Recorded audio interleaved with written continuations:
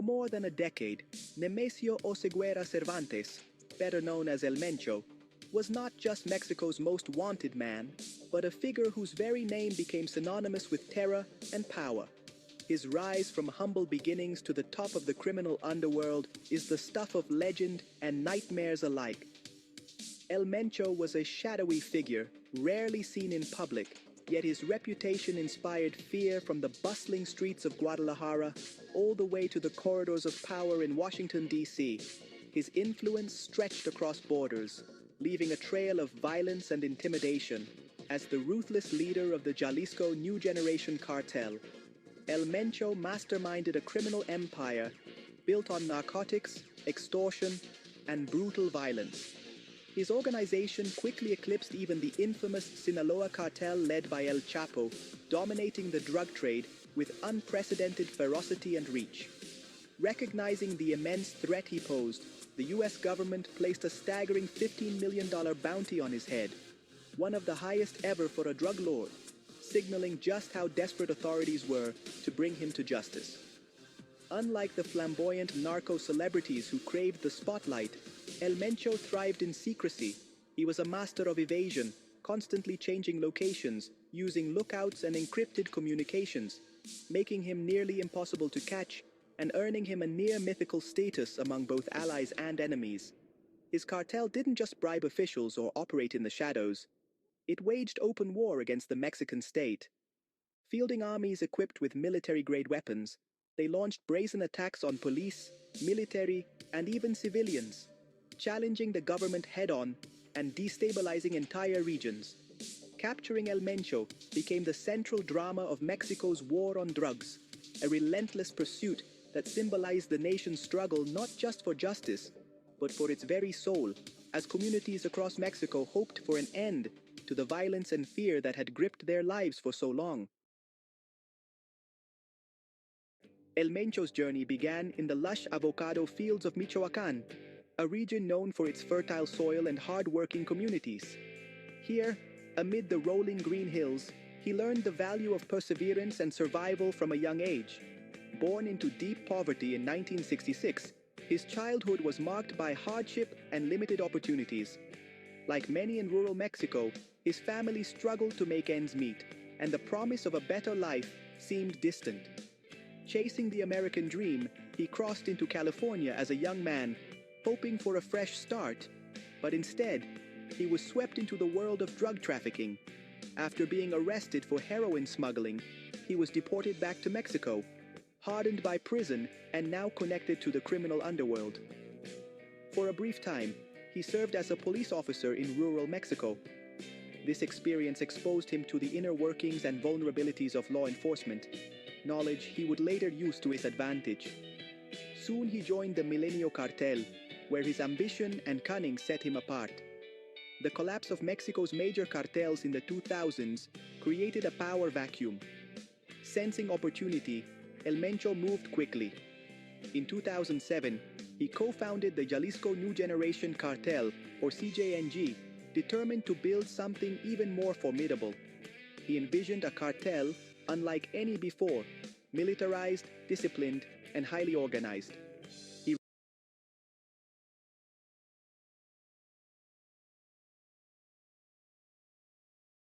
recruited ex-soldiers and former police officers, molding them into a loyal and ruthless fighting force. El Mencho armed his men with sophisticated weapons, from assault rifles to military-grade equipment, demanding absolute loyalty and punishing betrayal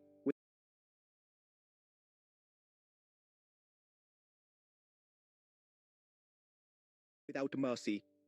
His ambition and ruthless tactics transformed him from a street-level dealer into the architect of a vast criminal empire, controlling drug routes and entire territories with an iron fist. The CJNG's rise was swift and brutal. Their violent expansion left a trail of chaos, reshaping the landscape of organized crime in Mexico and sending shockwaves across the world. From humble beginnings in the avocado fields, El Mencho built what would become the world's most feared and powerful cartel, forever changing the face of Mexico's criminal underworld. Under El Mencho, the CJNG became a paramilitary force, trafficking synthetic drugs like fentanyl and meth worldwide. Their wealth funded an army, convoys of sicarios in tactical gear, armored vehicles, and weaponized drones. Violence was their tool. Mass executions, public displays, and terror campaigns shattered rivals and communities alike. The CJNG operated as a shadow government, extorting, stealing fuel, and laundering money through legitimate industries. In 2025, the US designated the CJNG a foreign terrorist organization, recognizing its threat to global security. El Mencho's cartel was no longer just a gang, it was a transnational insurgency. His rule was cemented by fear and blood. The hunt for El Mencho became a decade-long game of cat and mouse. He avoided technology, lived as a nomad in the Sierra Madre, and relied on trusted messengers. His social control was ruthless. Villages protected him out of fear and dependency, acting as his eyes and ears. Military raids met fierce resistance, with locals blocking roads and cartel fighters shooting down helicopters. Each failed operation only deepened his legend as an untouchable ghost. El Mencho's uncanny ability to vanish kept authorities frustrated and the nation on edge. The manhunt was relentless, but the phantom always seemed one step ahead. El Mencho's downfall began with a whisper, intelligence tracking not him, but his supply chain as he battled illness. Operation Agave Azul targeted a fortified compound near Tapalpa, Jalisco, where he felt secure. At dawn on February 22, 2026, elite Mexican forces launched a surprise helicopter assault, bypassing his legendary defenses. The compound erupted in chaos as sicarios fought desperately to protect their leader. Soldiers, backed by air support, methodically cleared the compound room by room. The firefight was brutal, but the military's precision and firepower prevailed. After years of evasion, El Mencho was finally cornered. The final dawn had come for Mexico's most wanted man. In the chaos, El Mencho was found trying to escape, wounded and defiant, but no longer invincible. The firefight ended with him critically injured, his bodyguards dead or captured. Soldiers rushed him onto a military aircraft, aiming to interrogate him in Mexico City. But El Mencho died en route, succumbing to his wounds before reaching the capital. Authorities seized an arsenal from the compound, armored vehicles, high-caliber rifles, and rocket launchers. His death was the biggest blow to organized crime since El Chapo's capture. President Scheinbaum declared the end of El Mencho's bloody era. Yet, the fall of a kingpin rarely brings peace. It often sparks new chaos.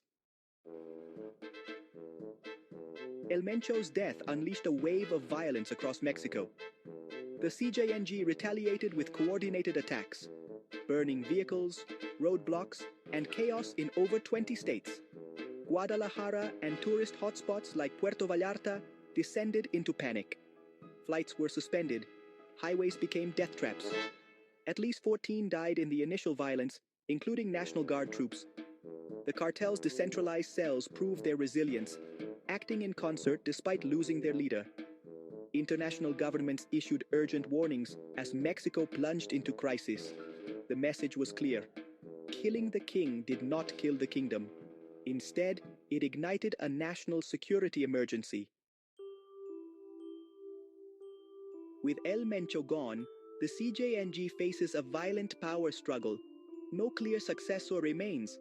His son is imprisoned, key allies are dead or jailed. Two rivals emerge. El Doble R, a brutal commander, and El Jardinero, a strategic businessman.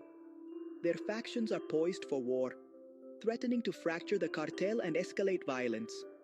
Rivals like the Sinaloa cartel see opportunity, setting the stage for new conflicts. Experts warn that cartel fragmentation often leads to even bloodier chaos. The fall of El Mencho has not ended the threat, it has multiplied it. El Mencho's death marks both a tactical and symbolic victory for Mexico. a moment that many hoped would signal a turning point in the nation's long and bloody struggle against organized crime. For years, El Mencho was seen as untouchable, a shadowy figure whose reach extended into every corner of the country. His downfall is proof that even the most powerful criminals can be brought to justice, and it sends a message to those who believe themselves above the law. But history reminds us that removing a kingpin, no matter how notorious, rarely solves the deeper problems fueling cartel power. The roots of this conflict run far deeper than any one individual. Decades of poverty, lack of opportunity, and social inequality have created fertile ground for criminal organizations to thrive. When one leader falls, another often rises to take their place, perpetuating the cycle of violence and instability. The CJNG's violent response to El Mencho's death reveals not only its resilience, but also the enduring demand for drugs and the profits that drive this brutal business. True progress will require more than just arrests and military victories. It means tackling the corruption that undermines trust, addressing the poverty that leaves families vulnerable, and investing in education and opportunity for the next generation. Weak institutions must be strengthened, and justice must be accessible to all. Not just targeting cartel leaders, but building a system that protects every citizen. Military victories must be matched by reforms, economic alternatives, and community support. Only then can communities resist the lure of cartel money and violence. Without systemic change, new leaders will inevitably rise, and the cycle of violence will continue, trapping future generations in the same struggle. The fall of El Mencho is a turning point, but it is not the end of Mexico's cartel war.